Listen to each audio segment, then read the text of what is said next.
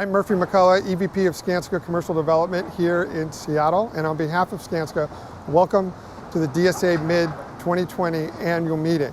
We're honored this event is featuring 2NU, where this event was supposed to be held live and in person. But of course, we can't do that right now, but we look forward to everyone being here when it's safe. COVID-19 created an environment where movements that were already in place accelerated, creating the future faster. One of those important movements was Black Lives Matter, which deserves this community's support. 2NU's mission and vision was to create a place where between the community, the city, and our tenants, everyone is included and welcomed. We expressed this here at 2NU by lifting the building 85 feet and creating a retail and arts and cultural village below. The retail is all small, local, open air, and the arts and cultural space is free for local artists for the life of the building. DSA is a very important partner of ours who is going to help program the main square and create the community space that we all envisioned all along. And now I am honored to introduce the awesome local band, Fly Moon Royalty. Thank you and be safe.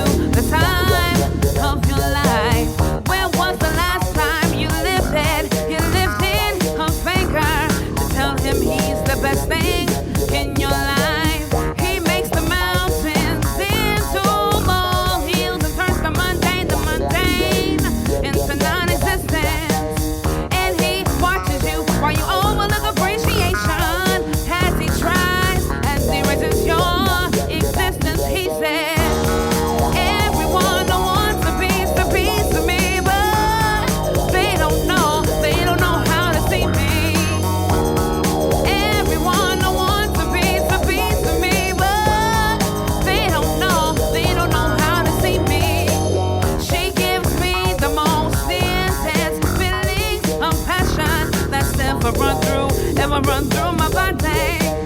I tell her everything that rolls off of my tongue easily, most times without even thinking. She makes me yearn for her touch when she ain't with me. Text on the phone telling me how her body needs me, but she writes me off with the excuse that I'm too busy. But when I had time, when I got time, tell me where is she? I said,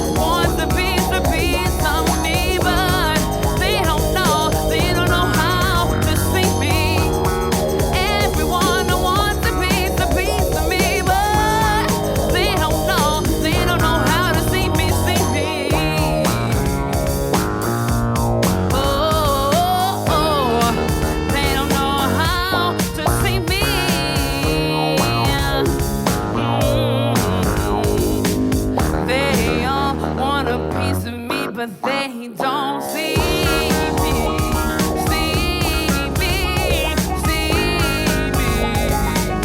They don't know how to see me.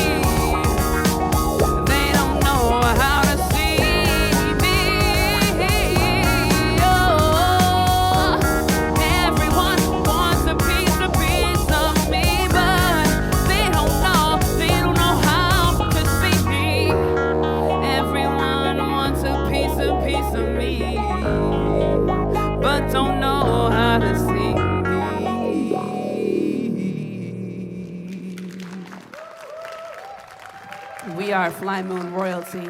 Welcome to the DSA 2020 mid-annual meeting. Well, good morning, and thank you all for joining us for the 62nd annual DSA meeting. I'm DSA Board of Directors Vice Chair Kathy O'Kelly, filling in for Board Chair Marilyn Boss, who sends her regrets for not being able to join us today, and her thanks to DSA members for their continued support, especially during these critical times. So I hereby call to order the 62nd annual meeting of the Downtown Seattle Association and Metropolitan Improvement District. Before we get going, here's a quick look at our program today. Special thank you to Fly Moon Royalty for kicking off our program. Be sure to stick around to the end of today's event for another performance from this talented duo.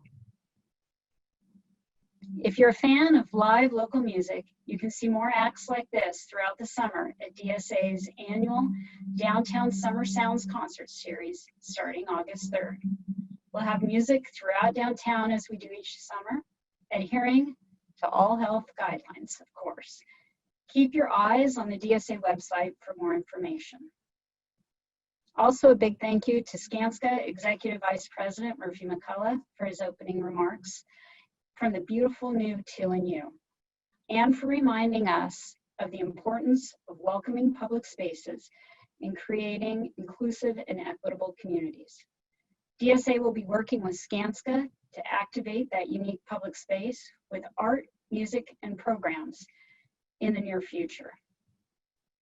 And thank you to over 400 of us who are joining this call today. We'd love to see you all in person, but we know virtual meetings are now the rule rather than the exception. Our mission at DSA is to create a healthy, vibrant downtown, and we could not fulfill that mission without the support of our members, property owners, and partners. Thank you for your investment, your collaboration, and your belief in the necessity of a strong downtown. Our annual meeting is made possible through the generous support of our sponsors, who we'd like to recognize now. I'll name them all, and then we'll give them a virtual applause at the end. First, today's presenting sponsor, Skanska. Our partner sponsors are Amazon, Seattle Children's, WaFed. Our steward sponsors are Heinz, JLL, Martin Smith Inc., McCullough Hill Larry PS, NHL Seattle, NIAS, Talon Private Capital, Vulcan Real Estate, and Washington Holdings. And our media partner today, Puget Sound Business Journal. Thank you all for your support. We know the difficult work has only just begun. The downtown Seattle of today is far different from the one we celebrated just 4 months ago, when many of us gathered at our annual State of Downtown Luncheon. As a result of this pandemic, we face an economic recovery that, by most estimates, will take months, if not years. We're facing record unemployment and have far too many of our citizens experiencing homelessness and dealing with untreated mental health and substance abuse issues. And while racial inequity has plagued our nation for generations, these social issues are now taking the rightful place in our political, social, and civic spaces. We know we're not alone in addressing these challenges. They're playing out all over our country and globally. But here at home, DSA has been a partner and convener for more than 60 years. And it is a critical role for us to continue playing as we move forward. Working with our members, ratepayers, partners, and public officials, we're committed to creating a downtown that will once again be economically thriving and a welcoming and inclusive place for all. The work of the Metropolitan Improvement District is vital to that goal. We know business improvement districts like the Mid play a critical role in the vibrancy of cities across the country. Downtown Seattle would be a much different place if not for the work of the MID, which since 1999 has provided a way for downtown property owners to pool resources, shape a common vision, and take collective action to support and sustain a vibrant downtown. Today's featured guest is keenly aware of the impact business improvement organizations can make. Tim Tompkins has been the president of the Times Square Alliance in New York City since 2002. The Times Square Alliance was founded in 1992. It provides safety and sanitation services, promotes local businesses, encourages economic development and public improvements, advocates on behalf of its constituents, and coordinates a couple of sizable events. Sounds a lot like the MID and DSA. Times Square very well may be the highest profile pedestrian urban area in the country. It's known for entertainment, restaurants, and events, including the annual New Year's Eve celebration. Tim is also the former chair of the International Downtown Association, of which DSA is a member. Please welcome Times Square Alliance President, Tim Tompkins.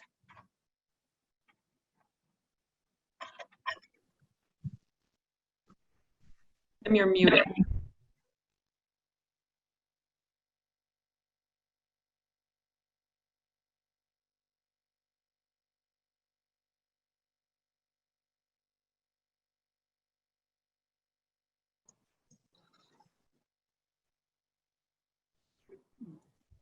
Hi, and thank you. Are you able to see my screen?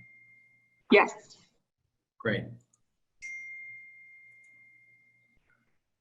So first, I want to say thank you to the Downtown Seattle Association for asking me to speak. It's an honor. I want to acknowledge the amazing work that you have done over the years, but also the extraordinarily difficult times that your entire city is going through right now. Being from New York, it's not my place to opine about Seattle, but I hope that by talking about Times Square's journey and the different ways in which we have dealt with the perception of safety over the decades, that I can perhaps shed some light on how any city which is struggling during these times can get to a better, brighter place. Times Square, New York City, and in fact, many cities have often been places that people need to feel safe from. And much of the dynamic of cities in this country over the years is a fundamental competitive battle with the suburbs as to whether cities are places where people can feel safe, where people can trust that they can come here, build their lives here, and make an investment here. How can we make people feel comfortable in our cities? The interesting thing about Times Square is the many times we have represented to the rest of the world what is frightening or bad about cities, and how we've gotten past that because of our core competitive strengths. Part of what I'll talk about is how what people think of as safe is constantly changing, as is how one builds a sense of trust within the context of people feeling unsafe. Back in 1910, the part of Times Square which people needed to be protected from was freak signs. I kid you not, ugly advertising signs. This was the threat to civilized people everywhere. And of course, from the very beginning, the very things that people love about cities, entertainment, the ability to gather together and to see something different, and to experience freedom, especially sexual freedom, was both enticing and threatening ever since the first risque showgirls appeared on 42nd Street as part of the Ziegfeld Follies. Of course, Ziegfeld would cause no stir today, nor would the slot machines that Mayor LaGuardia in this picture smashed to pieces and threw into the river as his campaign against vice. The battle for decency against Times Square and against vice continued, of course, when Times Square became all about sex. The world now needed to be made safe from the improper behaviors on 42nd Street. That was dangerous culturally. And make no mistake, Times Square was also a very dangerous place, and that needed to be dealt with by taking on crime. But the two were often carelessly linked. There was the danger of crime, but there was also the danger of that which was not just different, but deviant. So there were those who said that something must be done to protect and stop the vice and the deviance. As I said, the crime was real and it needed to be dealt with. And there was an association between organized crime and the criminalized sex trade. But we want to also notice for whom was Times Square safe at that time. The very thing which made Times Square not family friendly was sexual freedom, which made Times Square one of the few places in the world where gay people, including the author of this book, could freely express themselves. And that is one of the reasons why there is still a sentiment among gays of an older generation that Times Square was a place of liberation. It was one of the few places that they felt safe. Ironically, Times Square's history of being friendly and safe for gays is now featured as a selling point for our tourism agency, appealing to those who may not feel safe in their home countries. At the same time, during the city's fiscal crisis, and let's be real, we're all going to face a fiscal crisis in the coming year or two, when the federal government abandoned cities and our public spaces became uninhabitable and it felt unsafe. But it wasn't about prostitution. It was the lack of another kind of services, basic city services. We've got to pay attention to that. The next mayor, Koch, a closeted gay man, ironically, followed the fad and focused on vice. Under the next mayor, and for a while, they focused on the crime wave that made people unsafe, in part because of cuts to the police force, but also because there was a desperate need to recast and redefine the way policing was done.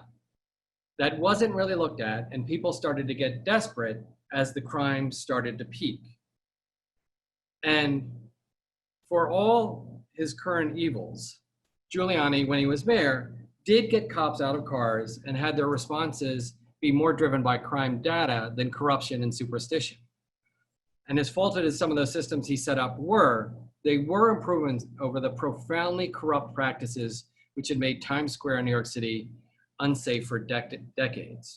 And even criminals acknowledged that it made a difference. As crime fell, the Alliance, which co-produces New Year's Eve, moved up the scale and made it safe to gather in Times Square for a party. Yet perceptions of disorder persisted.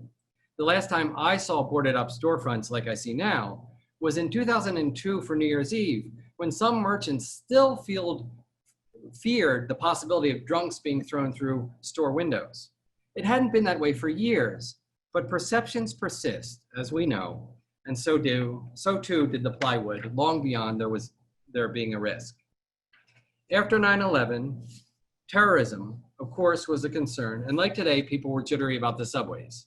First, it was about having a regular bomb go off, and then, years later, after bioterrorism attempts, fear of disease of a different type peaked. Doesn't really make you want to take the subway, does it, right now?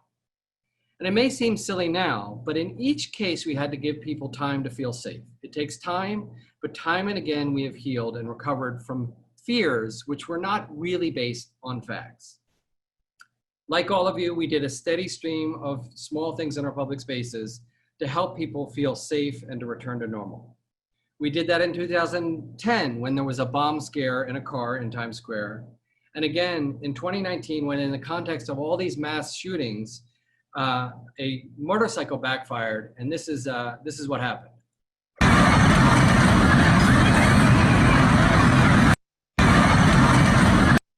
Sorry, total panic. So in each instance, there was something in a dense city, and in Times Square in particular, that made people feel fear. But guess what? That comes with cities, being in an unfamiliar environment with unfamiliar people. That also happens to be what makes people want to be in cities. At our best, organizations like ours remind people of what they love about cities and also help them overcome what they fear about these unfamiliar, dense, and diverse urban places. Now with COVID-19, we ask, what are the small things and the large things that we need to do in Times Square to give people a sense of confidence? We need to show them that someone's in control, someone who is saying, I know what's going on and I'm going to set a path. We haven't always had that from our political leaders, some we have. We need someone who can give us certainty, says here are data and facts rather than superficial superstitions. Those two things, a sense of control and a sense of certainty based on facts, together give us the confidence to move towards a post-COVID economy. Then, on May 25th, the door opened on another kind of safety. on Facebook, I see my friend Chris Cooper, someone who I've known for 25 years, and an incident in Central Park. Once again, a question of safety, who feels safe and how they feel safe comes into stark relief. Who is actually in danger and who, irrespectively of that, feels unsafe.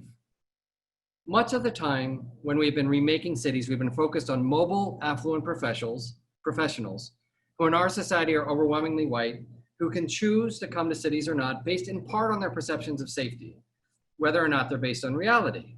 To use a common term, their past, and now as we look forward, possible future, white flight is a concern to anyone who wants to maintain a city's tax base. Yet entangled with that concern is the complexity of what those folks' perceptions are and what makes them feel safe that may be partially rooted in reality and may not be. All this came bubbling up when Amy was confronted by one of the most gentle people I know, Chris, the bird watcher. She said, "I'm unsafe." It's an African-American man. And then that African-American man did not feel safe because he was aware that what she was doing in some other context could literally result in his death. So the notion of who feels safe and why they feel safe is something we need to constantly reflect on, knowing that there may be superstitions rather than facts that underlie that sense of safety. At the same time, we all know as place managers that perception unfortunately becomes reality as people are making decisions about where they live and what they do.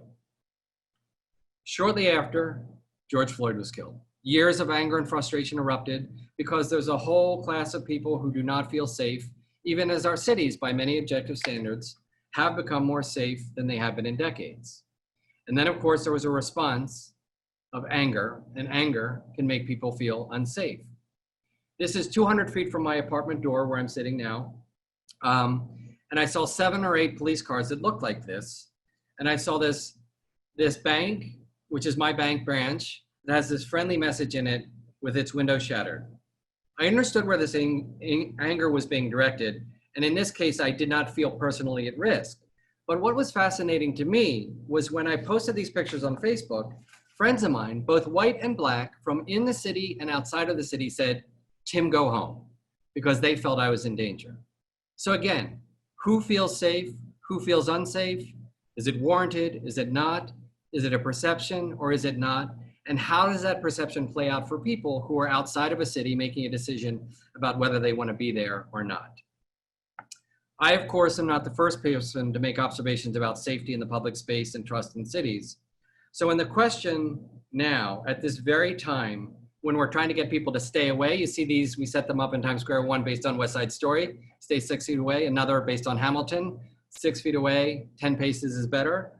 At this very time when we're trying to tell people not to get close and to stay away from each other to be safe, the question is, how do we simultaneously begin to think about how we reduce the distances between each other, both metaphorically and literally? How do we build in fluidity and interconnectedness?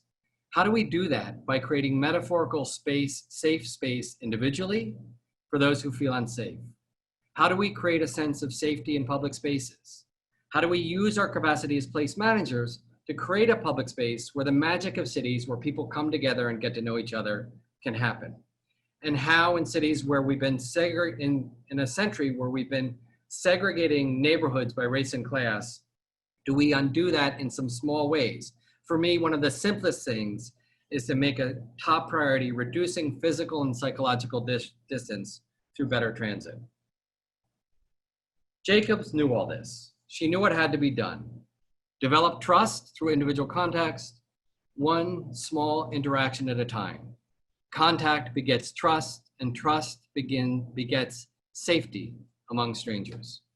Jacobs always started off with these individual interactions on the street, but she also recognized that that was the fabric from not just which a healthy city was made, but the fabric from which a healthy society was made. Safety was critical. So what do we do to build trust at the individual level, and how do we work to create those safe spaces between individuals? One way is by getting to know each other. I would argue that one of the key things that changed the gay community, LGBTQIA's community between 1970 and 2020 was millions of individual conversations where people came out and the other, which had seemed deviant, suddenly became just different and then safe. So we must never underestimate the power of individual trust building that has to happen at the personal level. But then there's institutional trust as well. And within institutional trust, there are both horizontal and vertical versions of it. I'd argue that entities like the Downtown Association and the Times Square Alliance specialize in building that kind of institutional trust that happens between government and its citizens, and also between the civic sector and the private sector and government, and many stakeholders in society. Because we all know that the different institutions of government, and indeed the individuals themselves within government, do not always trust and get along with each other. We especially see this distrust in the context of partnerships and relationships that sometimes exist between civic and community organizations and government. It may not be the case in Seattle, but I see too often that in New York and in other cities, that it's like the kind of relationship where people go into it not trusting each other at all from the start and go into it with an adversarial attitude. It's like that kind of relationship where you start with a prenuptial, or maybe 3. And when that happens, you pretty much can predict how it's gonna play out. Yes, one party will say, I got screwed and I want a better deal. This, I think, is one of the fundamental problems we have right now, at least in New York and in many cities, with the state of our partnerships between government and civic groups. Too often, government just doesn't trust and truly empower civic groups. And community groups are wary of working with government. Again, I'm not saying that's the case in Seattle, but I see in many places it's the case. And here's where there's hope. In the 1970s and 80s, when everyone was broke and desperate, and no, I'm not talking about Donald Trump again, I'm talking about city governments, and we're gonna be in that phase again, when everyone recognized that many things were wrong in cities, and when government had neither the resources or the creativity to change things, then civic entrepreneurs created things like parks conservancies and BIAs to do new things in new ways. So maybe now there's again an opportunity to come up with new tools and structures to build the public spaces where those individual interactions can take place in a way where everywhere feels safe for everyone.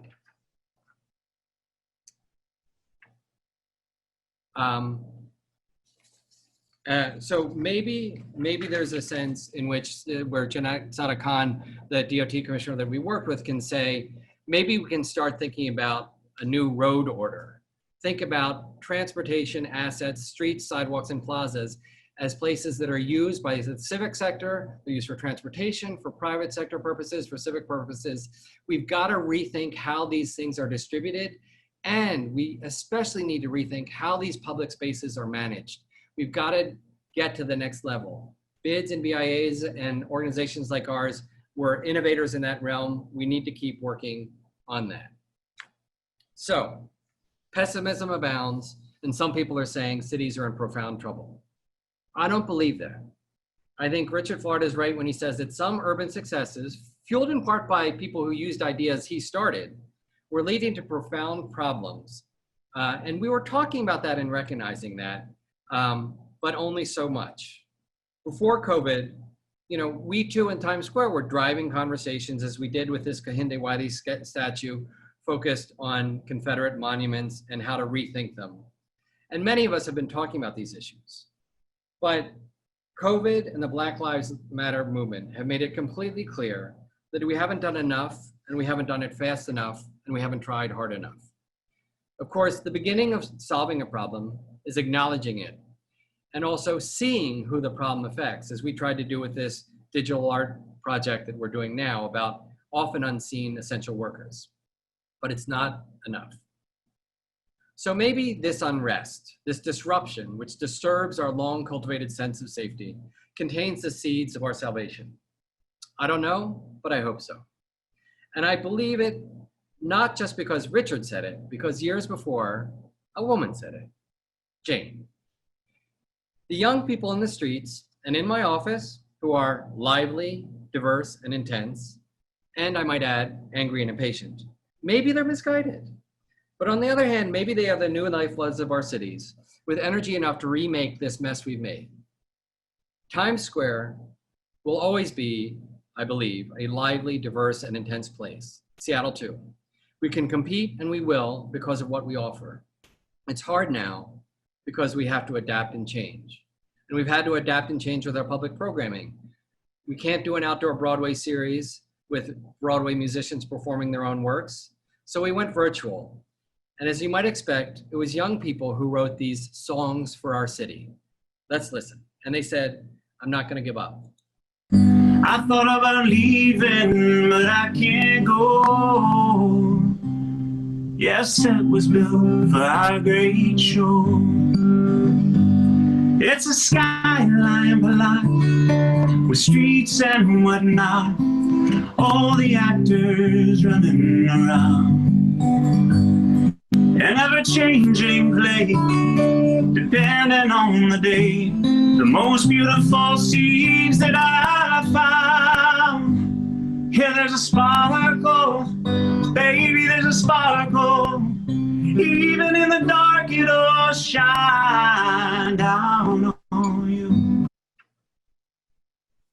Similarly, for last Saturday's summer solstice, we couldn't have almost 10,000 people in doing yoga in Times Square as in this picture a few years back. So Douglas, an African-American man who co-founded this event with me in 2003, became the centerpiece of our online class. Let's listen, reflect, and remember that maybe we don't have to accept what we're being told, but rather we can step forward to change things. Thank you all for coming today. Namaste. We've been through all of these great waves of change, COVID-19, Black Lives Matter. I've been compelled to draw inward. I've been compelled to sit still. I've been compelled to just feel all of the vibrations and changes, these huge personal changes, social changes, global changes moving through me, and I've just been feeling. Times Square is a great metaphor for all of the noise and distraction that goes on in our own minds. And I think that the way that we can channel that energy, anger, frustration, obstructions, disease, is to really tune inward. Then you hear your own voice, your own inner need, and how you need to respond to these situations on a personal level. There have been times in my life where I have felt pushed back because of my race, and I felt that my voice was not respected or even belittled. Centuries of, no, you can't do that. No, you will never be that. Why don't you try this instead? Those things locked inside of me. I thought, why don't I just try to prove that differently by my action, by the way I live my life.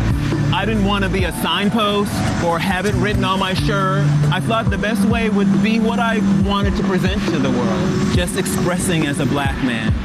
The wonderful thing about yoga in Times Square is that when you look out into the square, it's not just white people, it's not just Indian people, it's not just women, it's all kinds of people from all over the place. You see that it's for everybody.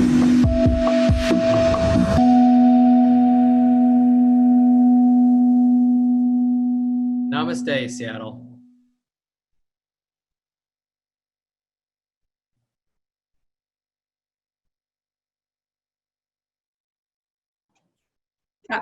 Kathy, you're muted. Yeah, I just noticed that. Thank you, Tim. Our cities will no doubt be learning from one another over the coming months as we try to navigate these next steps forward. Thank you for joining us. As the severity of the pandemic hit home in Seattle, the adjustments at DSA and MID were swift. And we know those adjustments were only the beginning. DSA President and CEO Jon Scholes joins us now to talk about the mid-DSA response and how we'll move forward together in downtown Seattle.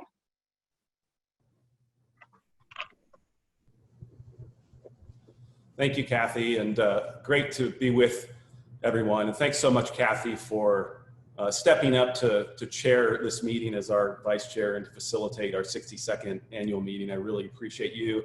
And to all of our board members who have their own sets of challenges with their organizations and companies through all of this, but have been so engaged in supporting us and offering their counsel and supporting our organization over the last several months. I really appreciate each and every one of you that serve on the DSA and the MID board of directors. And thanks to Tim Tompkins. I hesitated a bit in asking Tim a month or so ago to speak to us virtually because I know that he's got a full plate there in the heart of it all in New York City and much to tackle in front of him with his own organization and own sets of challenges. But I knew he would bring very thoughtful and poignant remarks to us today. So thank you very much, Tim, for your comments and being with us today. Thanks to Fly Moon Royalty, one of my favorite local bands. I've got great memories of seeing them at some of our great music venues in Seattle, and it's great to see them fill that terrific space at 2NU with music. It's one of the things I've missed the most through all of this is the ability to go hear live music with a bunch of other people, a bunch of other strangers, and stand next to them and be hot and sweaty in a great music venue and share in that physical musical experience together. So I look forward to when we can get back to doing just that.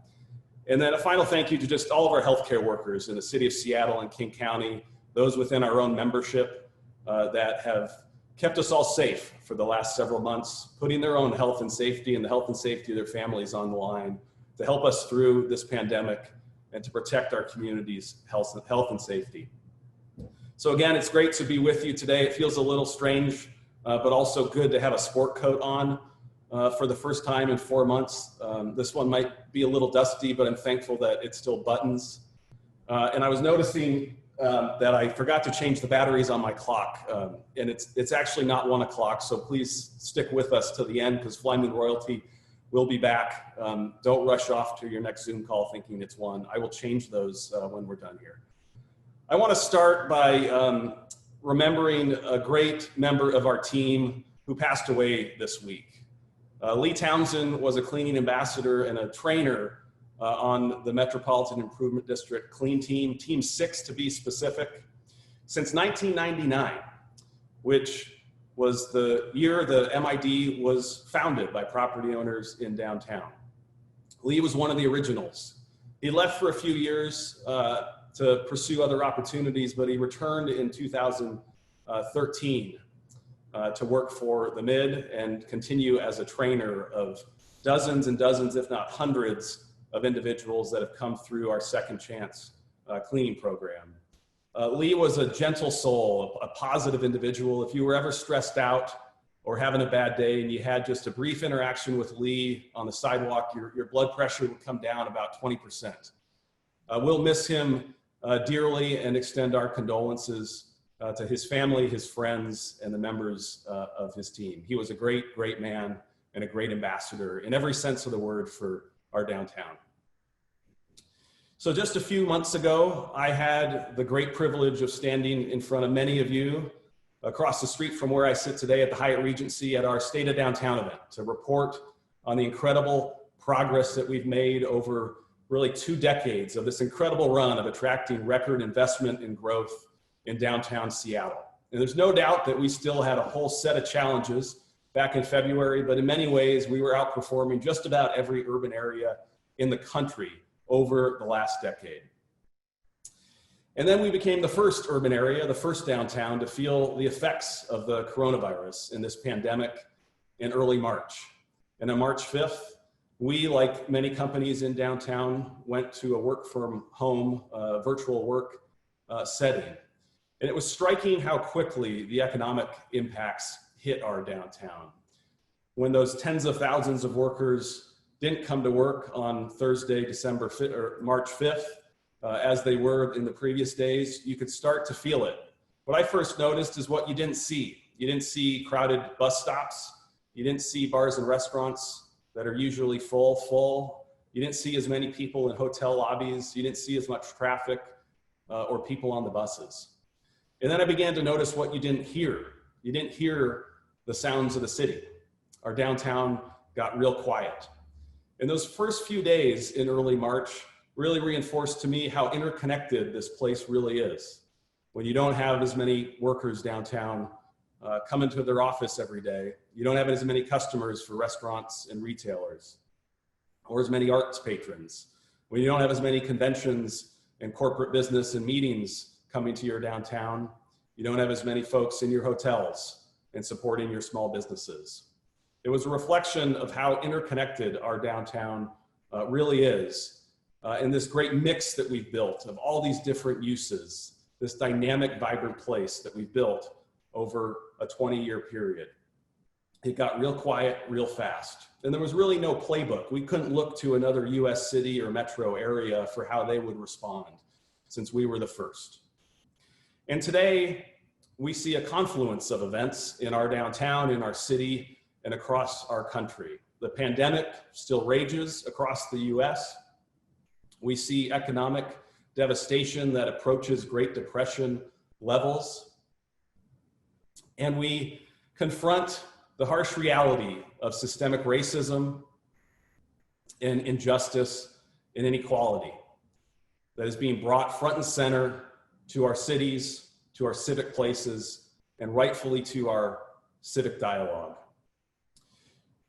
Frankly, as an organization, responding to systemic racism, diversity, equity, inclusion has not been one of our strengths. We need to do much more. We need to say much more. We need to have actions behind our words. We've taken some initial steps in the last couple of weeks to bring in some outside expertise to help facilitate some conversations and center the Black voices and Black members of our organization, of our team, to center those voices in our work and create dialogue with them. We've also provided anti-racism resources to all members of our staff. These are initial steps that we are taking, along with forming a task force of our board leadership with the support of Marilyn Boss, our board chair.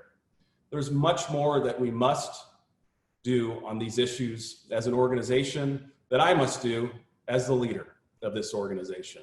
I was reflecting back about 5 years ago when I first took this job as CEO, and we gathered the day after Thanksgiving, as we do each and every year, to light the tree at Westlake Center, to start the carousel, to light the Macy's Star, and to set off the fireworks for the annual tree lighting celebration.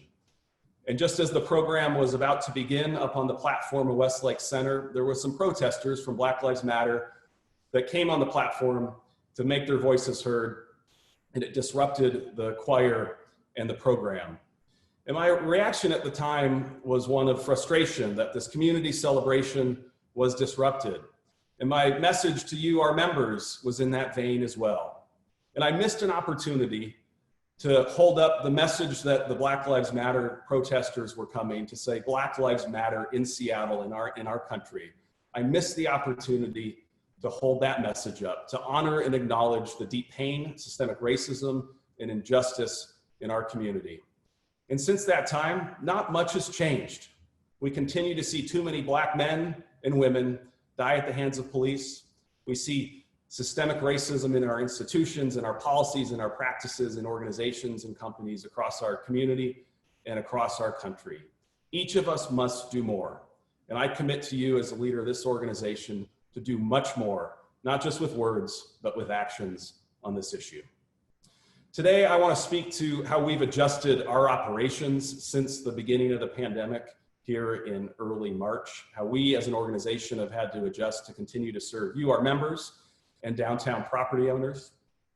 I want to put the current economic crisis in context and the current impacts that we see in our downtown in context and offer some perspective, and then speak to about our outlook and perspective for how we move forward to rebuild and create a more inclusive and more resilient downtown.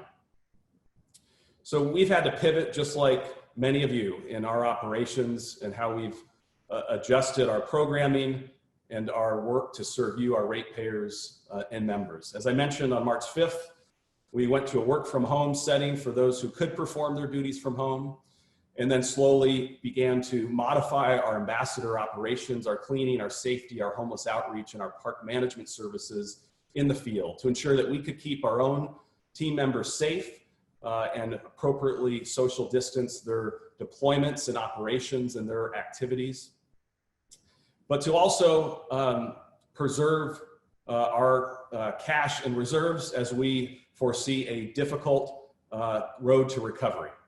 We took steps to furlough and reduce hours for about 130 of our team members, difficult decisions that we had to make in order to preserve our ability to return to full strength and support downtown's recovery later this summer. Many of our team members have been caught up in the difficult situation that has faced thousands of Washingtonians with our unemployment security department and their ability to get benefits. We've made the decision to advance cash payments to those individuals to keep them whole and support them through this period. We've had to do that with about 50 of our team members over the last several weeks.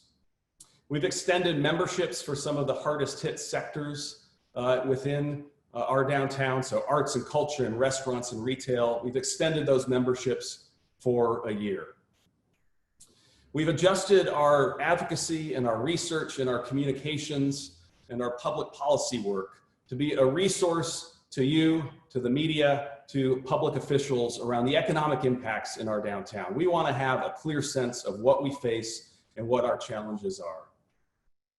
We've worked to make the resources that the state and federal and local governments are making available to small businesses and nonprofits available to you and help you access and understand them. We wanted to give voice to our members around their needs with our federal delegation, our local officials, and our state officials. So we've had close contact with our government officials throughout this.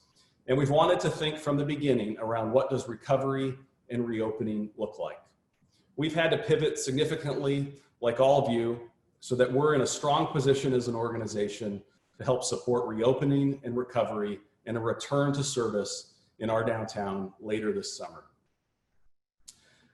I want to talk now about where we sit today with the economic impacts in Seattle and our downtown. And I thought it was useful to compare where we are today to the Great Recession just to give a sense of perspective of the unique set of challenges that we face. The unemployment rate during the Great Recession in our city was about 8%. In Seattle today, we're at about 14%. We lost about 33,000 jobs during the Great Recession in the city of Seattle, and we're down about 70,000 jobs today.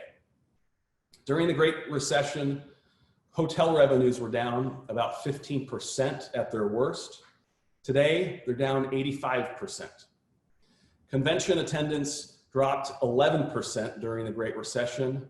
Already it's down 35% for the year, and we can expect that number to increase as more and more conventions come off the books.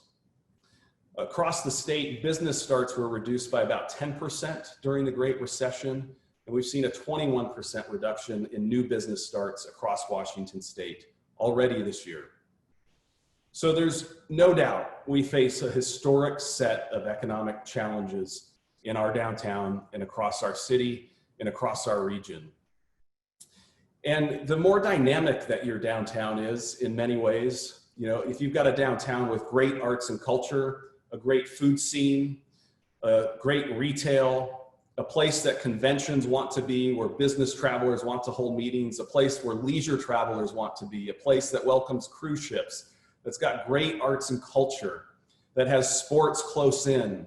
If you're a downtown like that, like we are, in many ways, you are much harder hit and have a much tougher climb out of this than a downtown that lacks some of that diversity of uses and that vibrancy. We've built that mix, and when it's working, it works incredible. And there's no doubt this pandemic has had a devastating impact on so many of our sectors. It puts some of the downtowns that are the most dynamic and highest performing and the most vibrant across the US.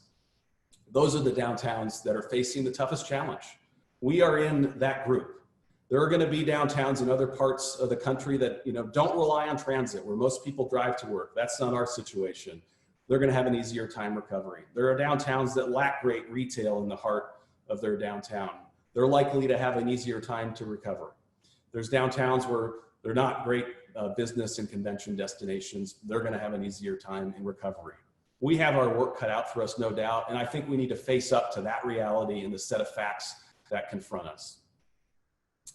As we look ahead, we have entered phase 2 in King County, and that brings us some great news. I was out today and it was great to see the sign on Nordstrom saying, we're open. We're seeing additional attractions open in the downtown this week and next, more retailers and restaurants opening their doors, even in limited capacity. We're seeing life return to our downtown and are so pleased that we are in this phase 2 and look forward to the ability to move into phase 3. We will be returning our services to full strength later this summer. Our cleaning services, our safety hospitality services, and our homeless outreach services. We will begin over the next couple of weeks bringing more activity and programming to our parks and public spaces that we manage. Occidental and Westlake, McGraw Square. You'll begin to see more activity and more programming, starting with food trucks. Now, we're not going to be able to bring back large events that bring a lot of people together, but we think those public spaces can play a really important role in helping us recover and getting people back out into our public areas, enjoying company, doing so safely, and enjoying programming in our parks. Our communications, advocacy, public policy, and research work will now pivot to support your needs as members and ratepayers as you look to reopen and as we look to recover. And as Kathy mentioned, our Downtown Summer Sound Series, which we've been running for over 40 years, it's going to look a little different this year, but we're going to bring live music to the streets and sidewalks and public areas of our downtown beginning in August.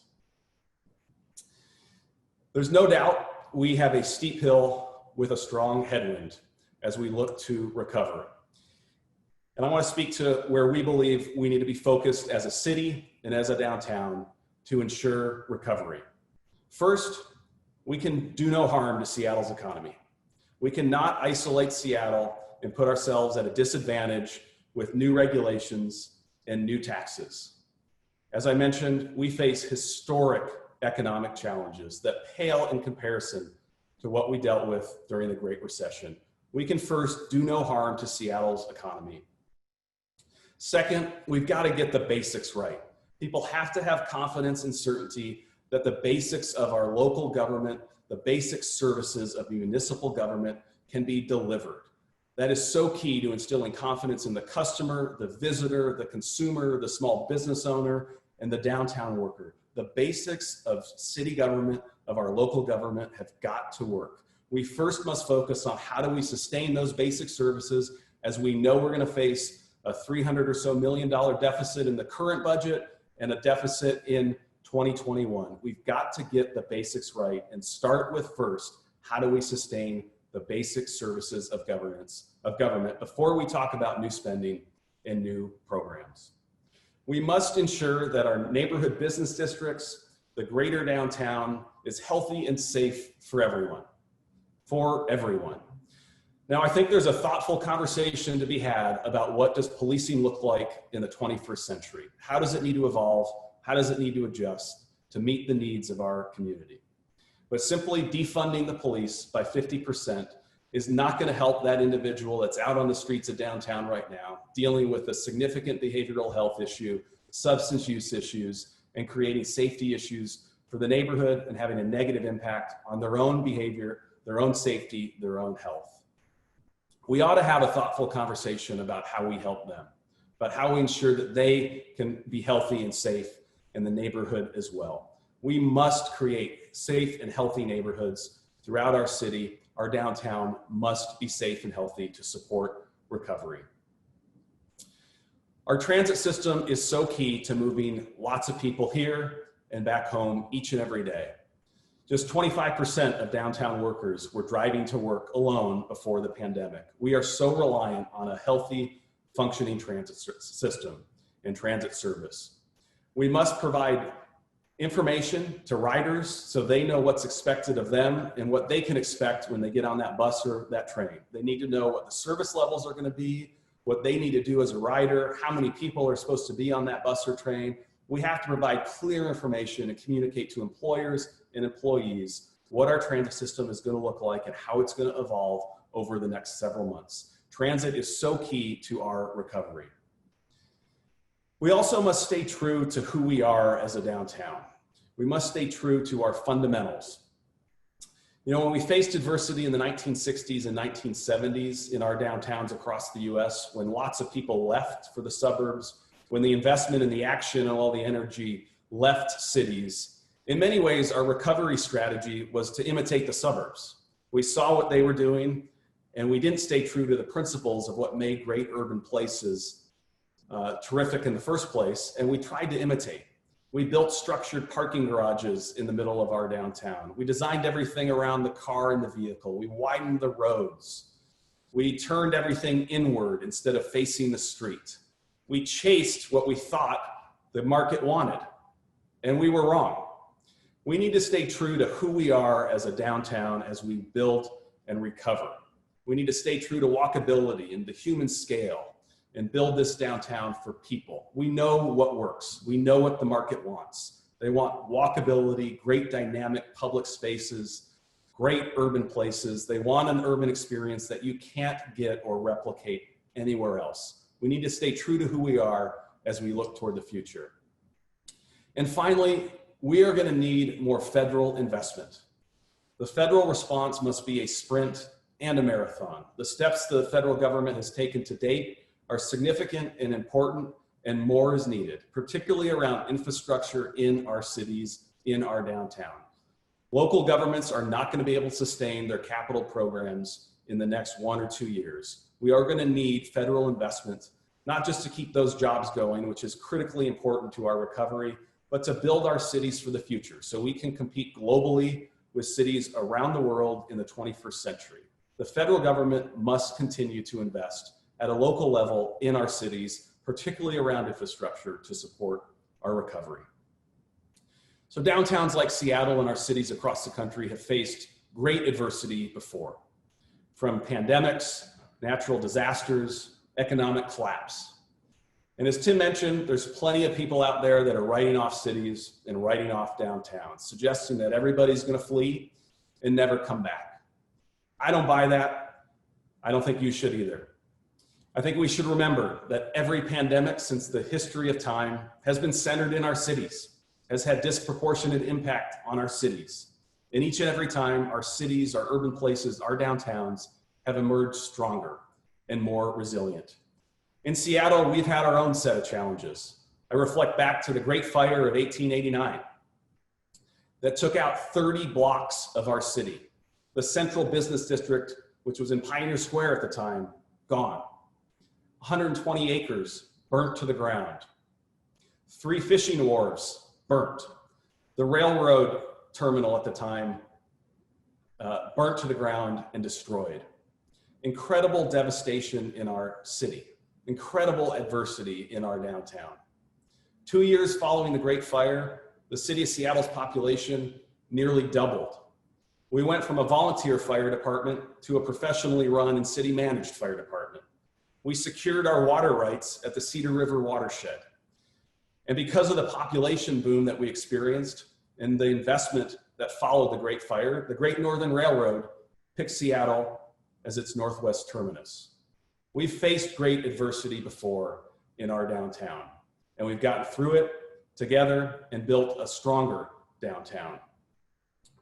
I'm reflecting a bit over the last couple of months of all the control that it's felt that we've lost as individuals, of where we can go, of how we can get there, of the places we can be, of who we can see. It feels like we've lost an incredible amount of control. But then I think too about the individual decisions that are in front of us as we face a pandemic, systemic racism, and economic situation that approaches the Great Depression, and how much individual decisions that we still maintain, individual control that we still have. To listen, to lean in, to have empathy, to get uncomfortable, to build alliances and relationships that didn't exist before that. We have an immense amount of control as individuals in how we respond to this pandemic, to the economic collapse, and to systemic racism and injustice that's persisted for far too long. And the great movements, whether they be social or political or cultural that have occurred in our country throughout its history have always started with individuals, with individual behaviors and actions. And that's where we sit today. There's no doubt we have a steep, difficult hill to climb. But how we climb it and how we move ahead will determine our ability to recover, not to where we were back in February. I don't think we want to return to that normal, but to a new destination, a more inclusive and resilient city. And it's up to us as individuals, through our own behaviors and actions, of how we'll do that and what our success will be and how and when we'll arrive at that destination.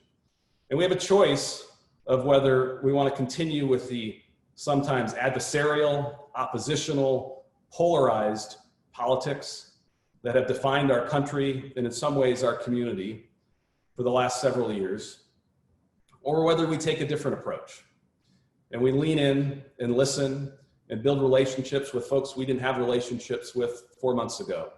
If we engage in new alliances and new structures, as Tim mentioned, and we move forward together. The cities that figure out how to do that will be the ones that come out of this stronger and more resilient and faster. We must move forward together. Thank you.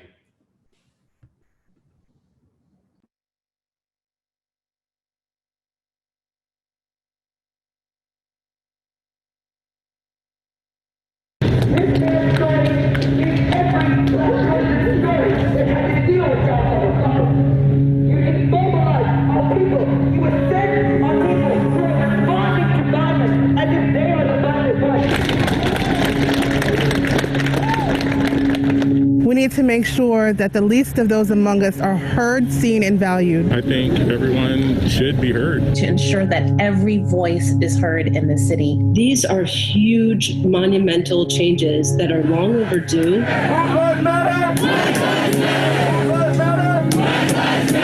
So many people have different opinions and ideas about how this is going to work, and we need to listen to all of them. Moving forward means all of us opting in to hard conversations instead of based on a privilege or based on something else in our life, kind of leaning back. Honoring each other's voices and collaborating, creating something together, and knowing that it's going to be messy, but moving forward and working. Having a tapestry of the community assembled together to deal with the issues that affect all of us on a daily basis. We have to use this momentum to really push us forward in making very deep changes at the root. We can't expect to do things the way we just did them in the past. We have to make changes, and we have to make changes again about being more inclusive and helping more people in this community have opportunities. Black lives matter. All lives can then matter. I think that there's something really important about being able to be on the same page right now. And that, I think, will get us really moving forward together. If you don't need my words to motivate you, you're not using your eyes. I think the more that we take one of our biggest resources, which is our time, and we invest it into pursuing solutions, including solutions with folks that we may, not have worked with before or may have felt challenged by, will commit us even more to the solutions. These marches, I think that's a key thing. They're doing their part and their capabilities to represent and make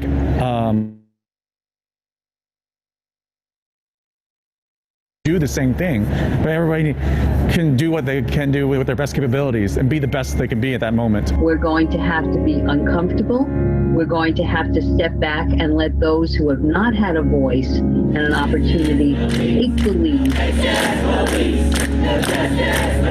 It is the collective awareness that in our humanity we are all saved. And without that, there's not much hope. So I have a lot of hope today. I feel a lot of hope that there are voices that are being heard that haven't been heard, but it's not enough for us to only listen. It's time for us to take action. I have to have hope. I got a little boy. I have to have hope that these people are going to pull together. All this talk, we all could talk a good talk, but can we back it up? Can we walk it? I'm from Seattle, born and raised, and I'm a Black woman. And I need to know that as we move forward, not only do I know that my life matters, but that you and someone else and the person next to you and the person sitting behind you also knows that my life is important. We can absolutely move forward together, but it can't stop now. We have to keep going.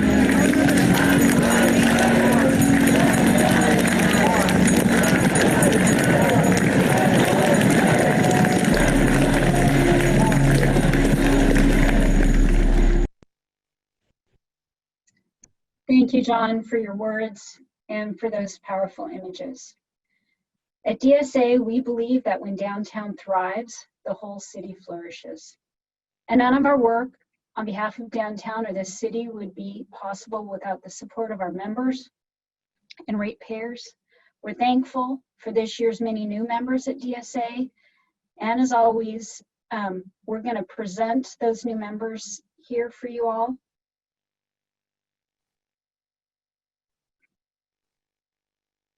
Thank you for your new support. And finally, before we close, I'd like to acknowledge our outgoing board members who are completing their terms on the DSA Board of Directors. Virtual or actual applause will be welcome at the end. Marcus Charles, Belltown Hospitality Group, Chris Ritchie Curtis with JLL, Tim Neal with Talon Private Capital, Kimberly Rorschach, Seattle Art Museum, Rita Ryder, YWCA, and Don Weiss, Metzler. And please join me in please join me in thanking these leaders for their work on behalf of downtown in Seattle. Now I'd like to introduce our incoming board members who will serve 3-year terms starting on July 1st. Susan Boyd with Bellwether Housing, Ben Franz Knight with Shields, Ogwitz and Johnson, Philip Greeny with Mortensen Construction, AP Hurd, Skipstone, Jesse Otley with Newmark Knight and Frank, Jeffrey Rowe with Intuitive X,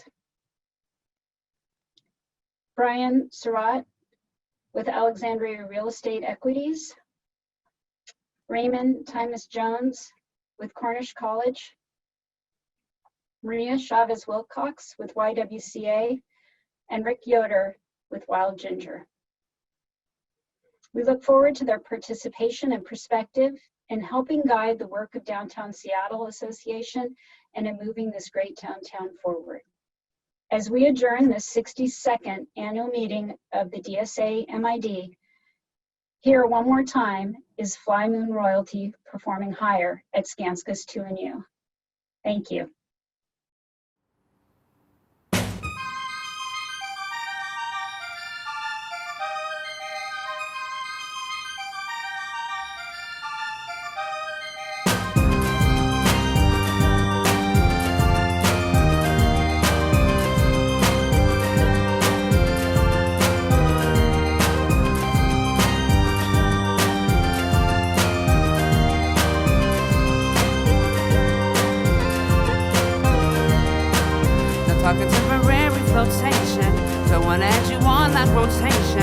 Cause you're number one on my station. This high is so planetary. Be the captain of my starship. And where you wanna go, let's sip. And on champagne we'll sip. Your love is so necessary. I know that you've been through so much. Probably makes my words sound like it's game. So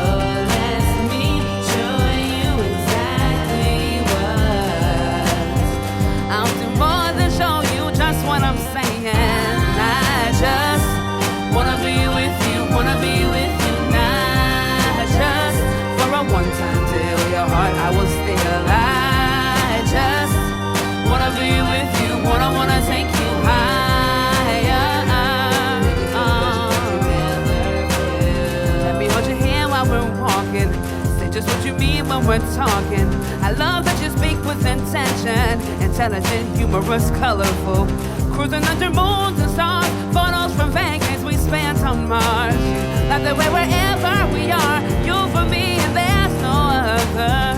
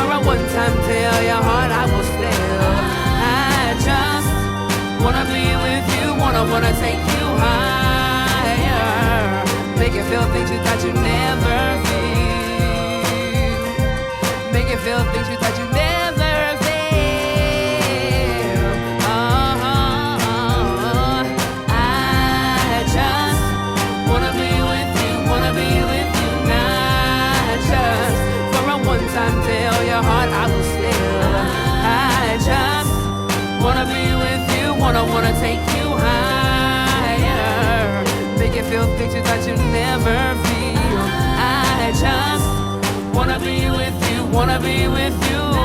Not just for a one-time, tell your heart I will steal. I just wanna be with you, wanna take you higher. Make you feel things you thought you'd never feel.